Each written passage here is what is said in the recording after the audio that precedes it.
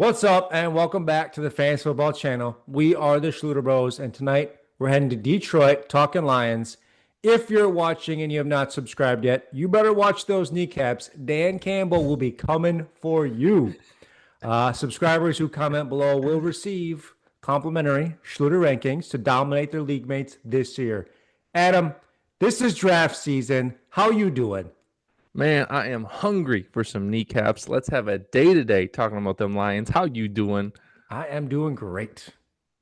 Love that. Folks, today we're going to do a fun little news segment. Worst draft day punishments. We'll break down a few of those. We're going to go over that Detroit Lions overview. Most importantly, break down all of their fantasy relevant players and give you some insight. Finish with a little coaching and O-line breakdown as well. So grab yourself a Hummer or a Honolulu Blue cocktail, and let's have a day. A Honolulu Blue cocktail. I like it. Famous for its primary color, typically made with tequila, blue Curaçao, blue lemonade, and topped with lemon lime soda. Okay. Maybe next mock draft episode, we should whip some of those up. About 10 of them sounds nice. Okay, let's get into the fun segment here. Some fantasy football last place finish punishments. Walk of shame. We did this one I was here last year or the year before, but we have done this one. The loser has to wear a ridiculous costume or one that says, I suck at fantasy football, t-shirt, vest, whatever, in a public place such as sports bar on Sunday, etc. We actually did it at the airport. That's right. So that's right. I bet you've done more than one or two of those. I have photo evidence of that. And another one, social media takeover. The loser gives the league commissioner full access to their social media accounts for a day or a week, whatever you want, to get some ridiculous stuff on there. Those are two for me. Adam, take the last one. That's two. First one being, I can't believe I have to do this car decal, where essentially the team gets to decide what decal they get to put in their back windshield, and they have to ride that out for an entire year. That's good stuff. My favorite one is the Waffle House Challenge, where the loser has to sit in a Waffle House for 24 hours, and you can even throw in every pancake eaten shaves off 1 hour of that sentence. That's good stuff. If you got some good draft day punishments, let us know in the comments. Shoot us an email, whatever you want to do. Take us away to the news, Kyle. News. Jordan Love undergoing procedure on his left thumb, expected to be ready to play week 1. Annoying. Don't love that. Stafford is still in street clothes. Tajay Spears expected to miss a few weeks with a sprained ankle. And Anthony Richardson sidelined yet again with an apparent arm injury. Man, that's going to be the story of that guy's career right there. That's what I got for some news for you. Why don't you break down the Detroit Lions last year? What a phenomenal year they had until the very end, in which they lost to the Commanders in a surprising divisional game that crushed the hearts of Detroit Lions fans. But they finished 15-2 and led the NFC North. Total offense was second with 409 yards per game, 69 total touchdowns, and first in the NFL in scoring with a whopping 33 points per game. Just insane numbers they put up last year. Rushing rank was 146 rush yards per game, 29 rushing touchdowns. Pass rank was second, 263 yards per game, 39 passing touchdown. Kyle, the win Las Vegas projection is at 10.5. Where are you going? It's really hard to bet against this team with all of the returning talent. However, you do have a lot of coaching turnover offensively, defensively. Of course, Dan Campbell is still there. Yep. So I would be inclined to say 11. I bet they can get 11. Yeah. Yep, I would also take the over. It's hard to take the under, like you said, hard to bet against them. But usually that high coaching turnover in this essence, when you got 15 wins, that's a good thing. Unlike other situations where it's a bad thing, it's a good thing in this situation. It means they're doing it right and they're brewing up some good people out there. Strength of schedule is third hardest this year. NFC North, and yeah, we got some tough matchups in the NFC North. Okay. Yeah, I just like my kneecaps too much to bet against them. So, you know. Oh, good old Dan. Okay, I think we all know the big question here. It's probably been talked about too much at this point. Offense coordinator Ben Johnson, no longer with Detroit. He is the new Bears head coach. And I'm sure Dan Campbell has heard enough of it at this point as well. So I'm just going to anticipate he's going to be ready to rock. And they're going to be pretty close to what they were last year. I mean, last year I did see a complete, I think, an outperformance by a lot of their guys. So we'll talk about him here. You ready to Yeah, dive in? he makes amazing plays, and he's a great play caller. I think though the best way to put it is this helps the Bears more than it hurts the Lions. Other than that, I'm ready to go. Okay. Let's talk about the fantasy football players. Oh yeah. At quarterback, Jared Goff finished as QB6 last year, projected quarterback 17 by ESPN. Current ADP is around 96 overall. So they are expecting a lot of regression, a lot here. 11 positions work. That's insane. So I mean, they got him throwing last year. He threw for 4,600 yards, 37 touchdowns, 12 picks, nothing with his legs. This year, they got him down to 4,300 yards and 26 touchdowns, 12 picks. So 11 less touchdowns on the season. I mean, they had a lot, but are you kidding me? From 6th to 17th, you can't tell me losing Ben Johnson has this much of an impact. I think Goff comes out hungry again, and even more so than ever for more kneecaps because of how he finished in the season last year. He threw 3 picks against the Commanders and essentially caused the Lions that loss, which is going to make him motivated all off season, or at least it should. And he has all of his weapons coming back, who are all fast playmakers, and they have 2 more that they added in the draft. He's a value pick at QB with this projection and should go above these projections. He finished as a top 10 quarterback last year, and he can and will do it again. Okay. So let's talk here. 1 quarterback leagues, he was very impressive last year to outperform.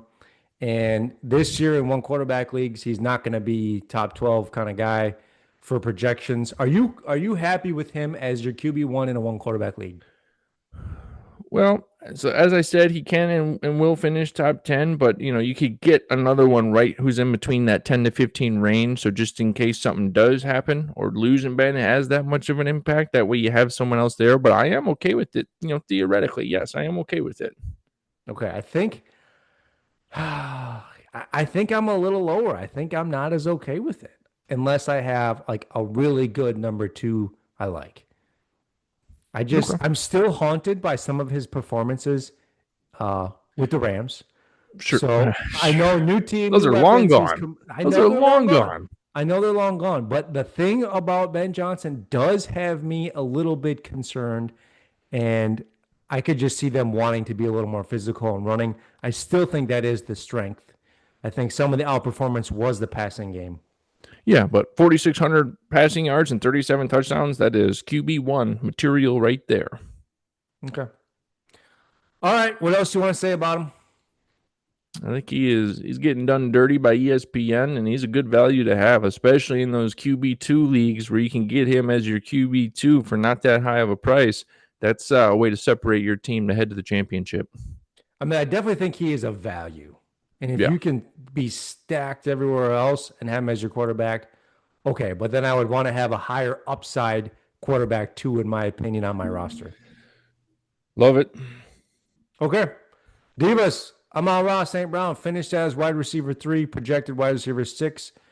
Sanders scoring 9th overall ADP currently. Last year, 140 targets, 115 grabs, 1,200 yards, 12 touchdowns. Very, very strong performance. This year, ESPN's got him for slightly more targets, 150, 117 grabs, 1,200 yards, and 7 touchdowns. So they got him catching 5 less touchdowns. Adam, what's your take on that? I mean, I see some touchdown regression, but 5 less, that's just what they're doing this whole offense. What I love about Amon-Ra is he's the only player in the league to finish with 105 or more receptions of each of the past 3 seasons. Last year, a whopping 12 touchdowns. That is insane. I love that. He remains an elite receiver. He has an amazing catch rate last year of like 81%. Now, on the flip side of that, with the rising Jameson Williams and the run-heavy attack in this offense, plus 2 new wide receivers, I do see some regression here to the statistics in the upcoming year. No knock, just slight regression. Okay. Yeah, And that's kind of where I am. And just where he's being drafted, I just like some of the other guys for upside a little better. Yep. That's kind of how I look at it. But I certainly wouldn't fault anybody for taking him around his ADP. Is that because And it's more of a crowded field for you now, or is it because of the Ben Johnson thing? Is it all of it? Why is that? it's really all of it swirled together, mixed True. up like a ugly swirly. Where it's just enough to have me a little bit of pause and a little lower on the pass catchers and the quarterback in the You could offense. have went milkshake. You could have went McFlurry, and you went with an ugly swirly.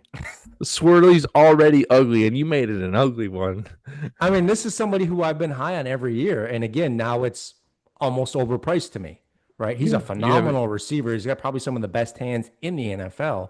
Yeah, But I getting him at a just, value is now gone. So I yeah, get that. now it just feels like I'm overpaying, and I just would rather have some upside with some people I like a little better. So that's my take on it.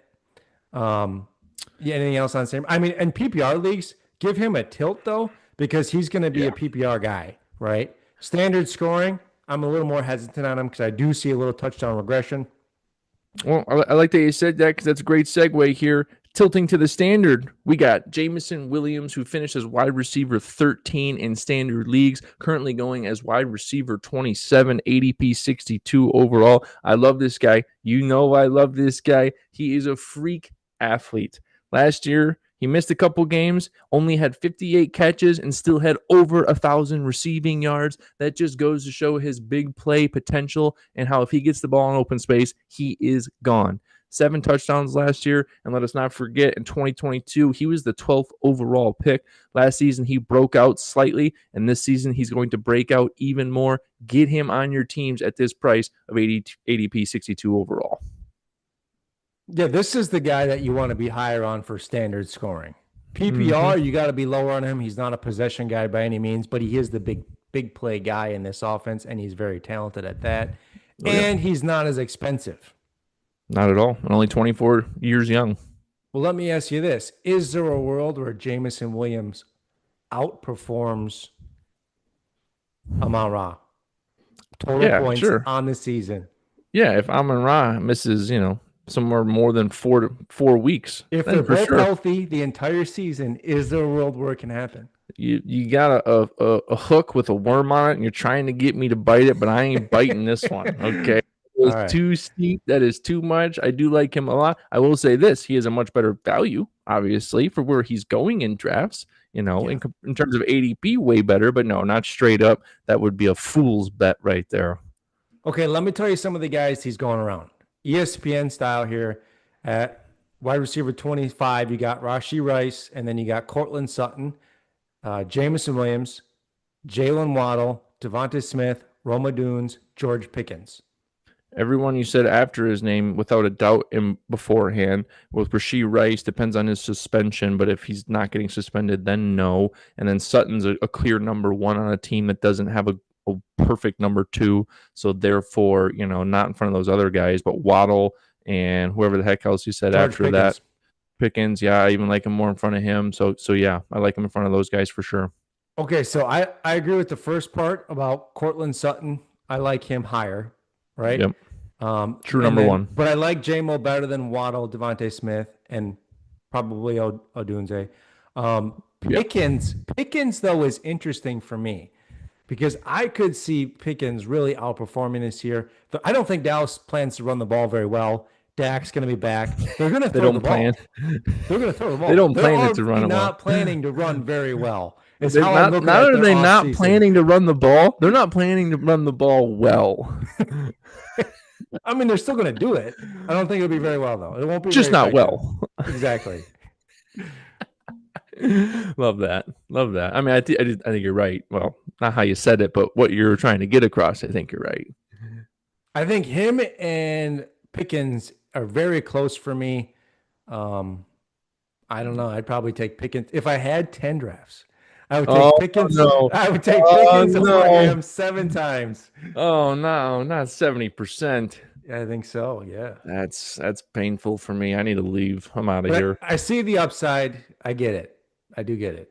All right. Okay. Anything else you want to say about your boy JMO? Have a year, buddy. Can't wait to circle back to all these moments I've talked you up. You better not get effing injured.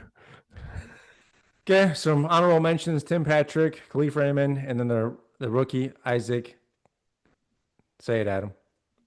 Tesla? Tesla. It's Tesla. It's not Tesla. I'm already getting enough shade for how I pronounce people's names with my northern accent. I can't go any Mika? further. Mika? Micah?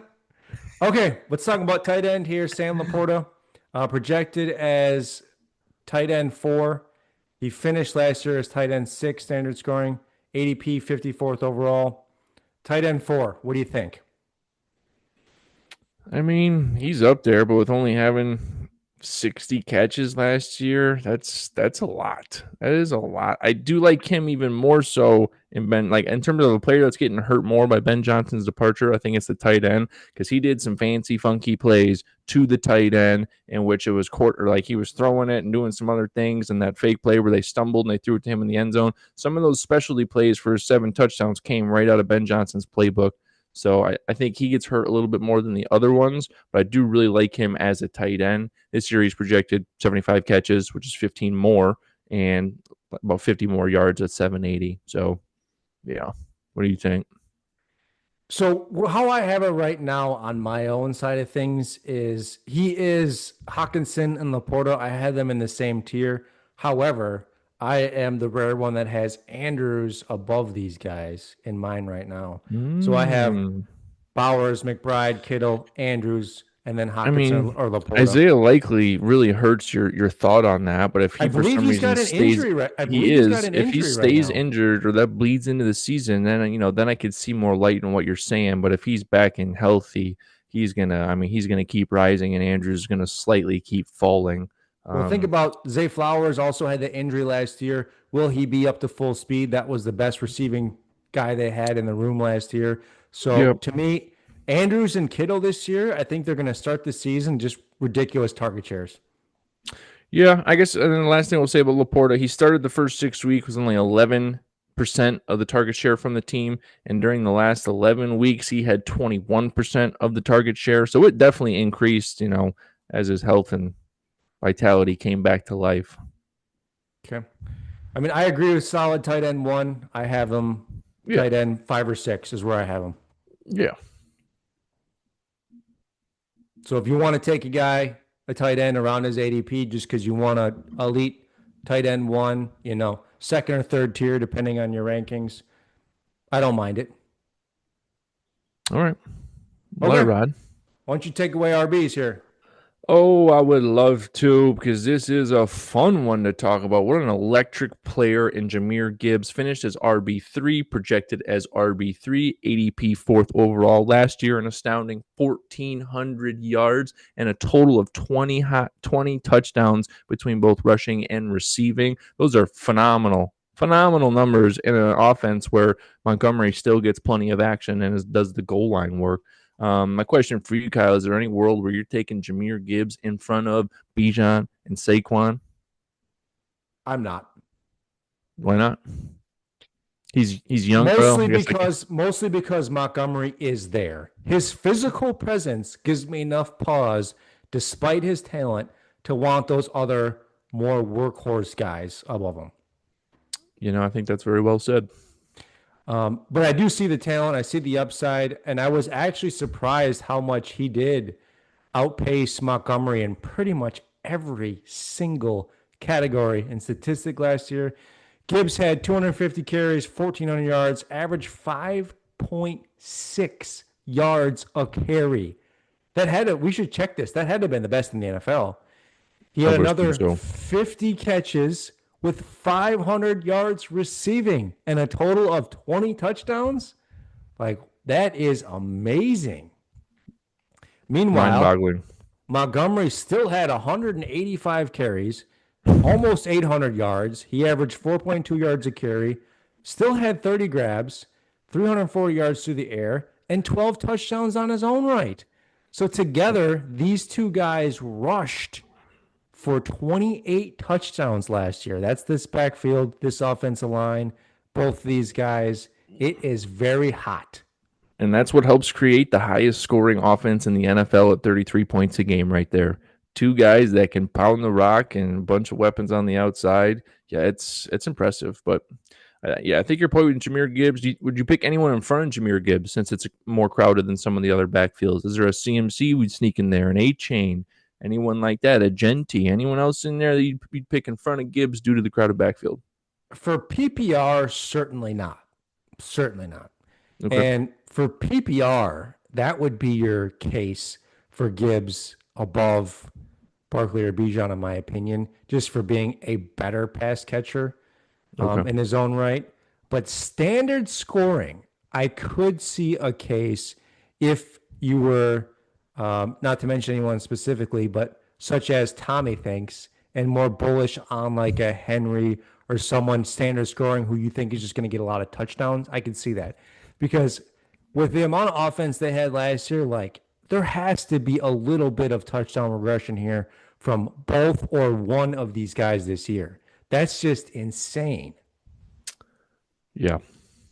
I mean, if you're most confident in the younger, more talented guy, then you'd probably say Montgomery does not have 12 touchdowns this year, and I think that's probably the bullish case. However, he is still kind of the hammer in the red zone. So and he was down a that's the couple weeks. counter. He was down a couple weeks last year, which helps bolster some of Jamyr Gibbs' total numbers. A fully healthy David Montgomery all year, I think Jamyr Gibbs regresses a tiny bit. But, if Montgomery's injured anymore or the same, well, then you're looking at even more production. Yeah, I mean, I would be shocked if he's able to average 5.6 yards again this year rushing. It's a phenomenal offensive line. There's some changes in it, but yeah, that's a lot. But I mean, you still want to draft him confidently in the first round as your RB1. Yeah, without a doubt. David Montgomery is probably the more interesting play because, Gibbs is a guy where it'll be where your draft slot is if you can get him and, your roster build if you want to take him there type thing. Yeah. Montgomery is somebody you could easily get. Finishes RB17, projected as RB23 this year. I called out his last year's stats already, 12 touchdowns, almost 800 yards. The ESPN actually has him with a few more rush attempts on the season, a little bit more yards, and then 2 less touchdowns. So ADP 56 overall. How do you feel about Montgomery? Yeah, I mean, Montgomery's interesting. He played healthy a full 13 games last year, averaged about 16 touches a game when he was healthy. However, he is rather touchdown dependent for where he's going in these drafts, because if he's not punching in the end zone, he's not getting 100 yards a game or anything of that nature, which means you need him to fall in the end zone. But since he is the red zone back for them, and they do seize the red zone so often, it's not out of reach for him to beat his ADP and where he's being drafted overall at 56. Yeah. Man, I still can't get over that, though. Gibbs almost had 2,000 total yards, and he had 20 total touchdowns. Yep. And it's crazy that he only finished as number 3 with those numbers. Yeah. So obviously we're higher on him. You talked about your case for Montgomery here. So at ADP, yep, would you draft him as for me, second running back? No, I wouldn't feel good about that. So third running back flex is kind of the territory he falls. Is that where he'd be for you? Yep, that's exactly where he would be. Okay. And in PPR leagues, you could put it less, but nonetheless, no, I think, RB3 or flex is where you want him. You do not want him as your RB2 when he is getting a third of the touches that Jamyr is at best. Yeah, and I think in one of the drafts we did, I actually had him as my RB2, so I don't like that. RB3, the rest of your team must have looked pretty good. Yeah, I think it was PPR, so I just went receiver, and then I took like an elite tight end. So I could see him being on a lot of at the end of that draft. I could see him being on a lot of people's teams as running back too, and it's not ideal. So that's kind of how I'd look at it. Yeah. Unless you got a couple younger rookies behind them to help the cause that are going to get better towards the end of the season. If you do it that way, that's the only other way you can get him as your RB2. You get an Amari in a little bit after him, or a Harvey a little bit after him. I took Harvey right after him is what I did. Yep, that's the way you can do it, because that way they're going to have more upside towards the end of the season. And just in case Montgomery's a little tired because he's older and an absolute force that gets hit a lot, that's your only other way to play that out, I think. Yeah, if you're doing that, that's a great point. Go for some upside with some rookies, the guys you Yep. talked about. Otherwise, Caleb Johnson as well, There you go. Travion Henderson, and I also paired him in that mock we did with Brian Robertson Jr., who I think is a very He's valuable he's a great late value round this running year. back. So if Yeah. you can pair those guys together, that's when I think is the best case because you'll be so much stronger at your other positions. So that's where it makes sense. Yep. Agreed. Okay, coaching. We all know Dan Campbell's strategy. Watch your kneecaps. He is going to be a very physical, gritty type coach. And he was coupled with some of the really great defense and offensive coordinators last year. Unfortunately, they have both moved on and they've taken a few other coaches with them. Ben Johnson to the Bears, and then Aaron Glenn, head coach of the Jets. The new offense coordinator, John Morton, previously served as a senior offensive assistant in 2022, and he spent time as a passing game coordinator. So he's got a lot of, I think, what he needs to be a good offensive coordinator with his experience. But I think just embracing the Campbell mentality Oh, with this damn team. it, Campbell. Uh, like you wouldn't want to bet against it. This offensive Never. line, I want you to get to next here. Offensive line, these running backs, these receivers, this tight end. Like I wouldn't bet against it. It's hard to be bullish on all of it. Yeah, I think he's the best players coach that we've probably seen in our lifetime, with just his energy and enthusiasm and how he coaches. He is the most well liked by the players coach, across the league and fans across the league. So it's fun to watch him in action with how much passion he brings. 100%. Okay. Offensive line. Preseason ranked first, finished as fifth. This is a phenomenal offensive line, you guys, and it's held with the second best two tackles in the league, just after the Philadelphia Eagles, and that is Penny Sewell and Taylor Decker at the tackle positions. Graham Glasgow flips to the right guard for them after a departed Kevin Zeitler, who is also a phenomenal guard in there. The two new starters for this team, Christian Mahogany and Tate Ratledge. They're a little bit unproven in the NFL, but they have some good guys around them to help the cause. And I don't see too much of a downturn this year with those new guys in there. We know Dan Campbell's going to help them out and get them coached up. Left to right, Taylor Decker, Christian Mahogany, Tate Ratledge, Graham Glasgow, and Penny Sewell. Okay. What's the grade? What were they last year? What are you giving them this year? We're going to give them 4. They finished as 5. We're going to give them 4. Phenomenal So offensive line. Even with the new pieces and the transfer here, they can still be better than last year? Yeah, I mean, yeah, absolutely. Can they do 5.6 yards per carry with Jamyr Gibbs? Maybe not. I don't know, but I don't see that repeating. I don't think so. But if they did that back to back, wow, my oh my. Yeah. Okay. Free agency moves. Honestly, mostly had some turnover on the defense side of the ball, and they tried to fill the gaps pretty much. Offensively for fantasy, all the playmakers are still there. Offensive line is still good. So the players, you love the players here. The big question marks are with the coordinators and whatever random coaches, and if that has a ripple effect on these players or not. I wouldn't really bet against it, but I would just keep it in mind, and I wouldn't just get uber bullish on all of these players, but certainly take ones as your roster builds, confidently. Yeah, you love to have good pieces of a great offense, and that's what you're going to have again this year. So if you're getting one on your team, there's nothing wrong with that, to say the least. Draft picks, they went D tackle in the first round, offensive guard in the second with Ratledge, who I mentioned. Then in the third round, they picked Isaac Tesla. Is that better for you? There you go. Yeah. And then they went O-guard, edge rusher again, safety, and then in the seventh round, they also got another wide receiver, Dominic Lovett. But I'm going to touch on Tesla for just a moment because he has a 4.3 40-yard dash. Combining that speed with Jameson Williams on the outside, that is very scary for defenses to figure out and to have the safeties keep those guys in front of them. He's a big, fast wide receiver, averaged 19.5 yards per catch in 2024. And with that, I love that 4.3 40 speed. Anytime you get that, that's someone to keep your eyes on and see what they can do with them, really. See how they get them the ball. Okay. Give me your final fantasy thoughts on the Lions for 2025. Lions, it's a fun team in our division. 15 wins again. I don't think so, but they're returning most of their weapons, which I like for fantasy purposes. Outside of that, next we have the Chiefs, and we're finishing with Chiefs, Ravens, Eagles. We got 3 teams left, folks, and then we're breaking down the Schluter rankings for you all. All right. Thanks for tuning in to the Fantasy Football. We'll catch you guys in the next one.